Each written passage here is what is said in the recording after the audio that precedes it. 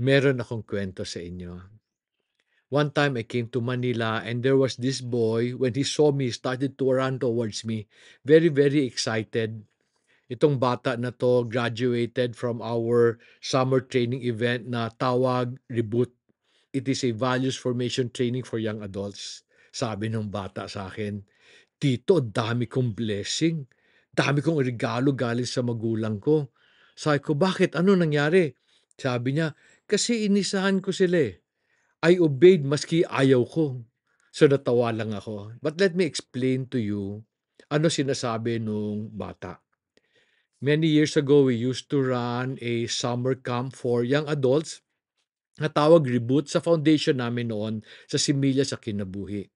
And one of our lesson in the 2-week training was a lesson on submission. When I start that lesson, I always ask the group, sino sa inyo ang enjoy mag-submit? And walang magtataas ng kamay. And so alam ko na, di ba, to young adults, talagang struggle sila mag-submit to parents, to teachers, and to most authority. So tanong ko sa kanila, what is it about authorities, especially your parents, na nahirapan ka mag-submit? What do you hate about the concept of submission? And so most of them will say, one, how can I submit to an authority na hindi niya naintindihan ang nararamdaman ko? And sabi pa ng iba, "Tito, yung alam ng magulang ko laos na yon." And wants to be in control of their lives. Itong mga bata na 'to, they believe they should have control over their lives. So after their sharing, I asked them, "Ano ba ang nangyayari sa inyo at saka sa authority, especially sa parent niyo, 'pag hindi kayo nag-submit?" 'Di ba, I tell them, 'di ba 'pag hindi ka sumunod sa magulang mo, galit sila? Nung nagalit sila, ano naramdaman mo? Nagalit ka rin. So pareho kayong galit. But at the end of the day, sino ang nasusunod? I don't know about your situation, but in most cases, at the end of the day, nasusunod yung magulang. Because the parents have authority, they have control over your food, over the house, and over your allowance. So mapipilitan ka pa rin mag-submit. But of course, in the beginning, hindi ka pumayag. Nung finally nag-submit ka, ano nangyari? Galit pa rin sila, galit ka pa rin. Hindi ba? So I would often tell the class, lugi pag hindi ka nag-submit. Pero baguhin natin yung situation. May pinagawa sa'yo yung magulang mo. Hindi mo gusto. Hindi ka happy. Pero nag-obey ka. Ginawa mo maski ayaw mo. What will happen? Happy siya. Hindi ka happy. Pero the next time ka magpaalam, next time ka may hingin, they're very, very open to give you what you want. Bakit? Kasi alam nila mag-o-obey ka maski ayaw mo eh. I need you to understand something about parents. I'm a father. When I say something, it is not because I want to be in control, but instead I want to protect my children.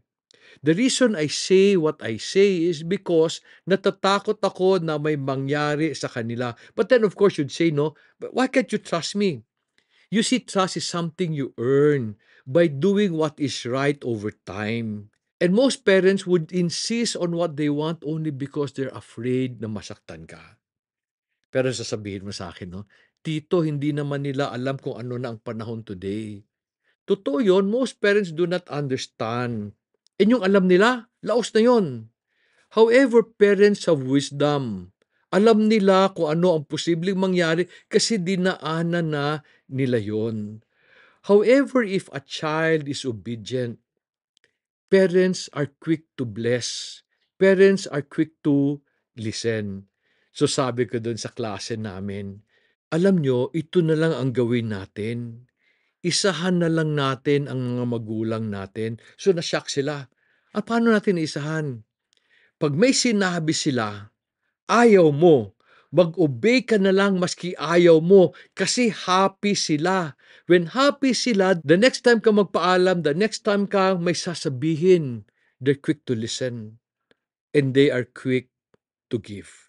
After this lesson in that reboot training, we would affirm that principle, yung masunurin sa mga task na ginagawa dun sa summer camp, we bless. Yung matitigas ang ulo, we punish. So those who graduated from Reboot, ang lakas-lakas ng recall nila sa submission brings blessing. Kaya nga pagdating ko sa Manila, this boy ran to me excited kasi na-prove niya na tama. Na pag ginawa niya yung gusto ng magulang niya, maski ayaw niya, bibigyan siya ng blessing. Tatayo ako. Tatay ako. You know, I often give my children gifts maski wala silang hinihingi kasi tatay ako. Ano pa kaya kung sumunod sila sa akin maski ayaw nila? I am not saying that parents are always right. However, if you want them to listen to you, it is best that you submit. Ganito din ang nangyayari sa eskwela. I am sure that children do not like to submit to their teachers because many times children believe that they know better. But these teachers have more wisdom like your parents. The reason they say what they say is because they want to protect you.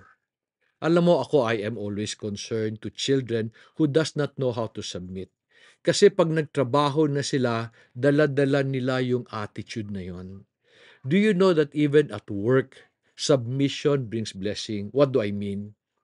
As an employer or as a boss, pag yung tao submissive, I am quick to bless. I am quick to give a raise. I am quick to give into his appeal. Pero yung matigas ang ulo, yung reklamo muna bago sumunod, I find it hard to give in to their requests. I even have a hard time giving them higher pay. Kasi alam ko that if I reward their rebellion, lalo sila magre-rebelde. I made this video because I really believe submission to authority is an important principle that you should learn. Alam mo ba that this is so important that God included it in the Ten Commandments? Sabi niya, children, honor your father and mother.